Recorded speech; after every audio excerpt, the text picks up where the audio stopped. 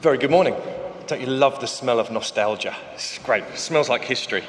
So in 1990-something, the console industry was dominated by Sega and Nintendo. They were the console powerhouses that really ran the TV-based game industry. The man on the left is Ken Kutaragi. He designed the sound chip for the Super Nintendo, which was an amazing sound chip. I don't know if you remember hearing those games for the first time with that sound chip. It was incredible.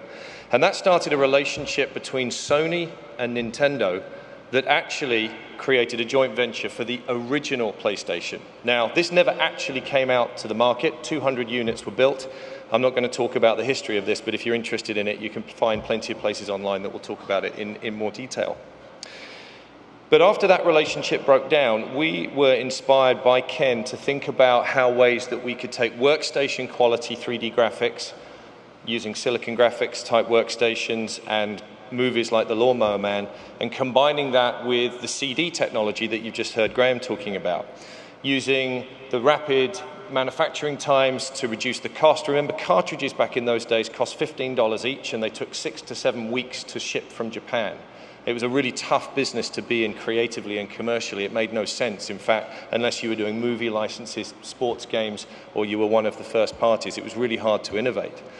And we took those things together and we built PlayStation, and an incredible team of people in Japan took all of this amazing hardware, and we built some demos. This is actually a video of the original demos that we showed to developers back in 1993. We had some really incredible sprite technology. Sadly, the frame rate on this video is not as high as it was, obviously, in those days. But this was state-of-the-art in terms of real-time 3D computer graphics. Circa 93, we did our first developer engagement in the fall of winter of 93. And then in the January of 94, we went to Vegas, and we thought, great, CES in Vegas. So we went to the only hotel in Vegas without a casino, which is the Alexis Park Hotel. Thankfully, it eventually went out of business. And we met with hundreds and hundreds of developers here in the US to show them what the PlayStation was capable of, and to get their feedback and to get their ideas as to what they would really like in the system. As a result of meetings in Vegas in 94, we actually doubled the memory of PlayStation 1 from 1 megabyte to 2 megabytes because we realized just how much better games could be. The guy in the middle with the hat on is Terry Tokanaka. He was to become the first president of Sony Computer Entertainment, and he had a very simple vision for success in the video game industry. If we can be the creative choice of the game developers and the commercial choice of the game publishers, then we have a chance of success. And that mantra, that vision, is what then led us forward. We then built a demo in Japan, which was the Dinosaur Demo. Now, some of you may have seen this demo before, but this was pretty revolutionary, and it showed just what the power of 3D graphics would mean in a low-cost console device. It's amazing what you can find on the internet. Pretty much all the history is there. And then Sony Computer Entertainment, the company was formed, which is actually originally a joint venture between Sony Corp in Japan and Sony Music Entertainment Japan. And those two cultures, engineering and production on one side and entertainment and marketing and creativity on the other, brought together to build what I believe was an incredibly unique culture and a phenomenal team. I spent 16 years at Sony Computer Entertainment, and it was an amazing experience working with some of the smartest and greatest people I've ever had the privilege of working with. We then built the first PlayStation 1. We spent $50 million in R&D to build PlayStation. Now, if you think about the return on investment of that, that's a pretty amazing ROI. We got to tens of billions of value created through that one product. And then the final hardware shipped in Japan in 94. The name PlayStation, funnily enough, was contentious. Here in the US, they wanted to call it PSX because they didn't think PlayStation was cool enough. Terry Tokanaka said, well, that's nothing. You should have heard what people said about Walkman before we introduced Walkman. For those of you under the age of about 25, a Walkman is like an iPhone with a cassette tape in it.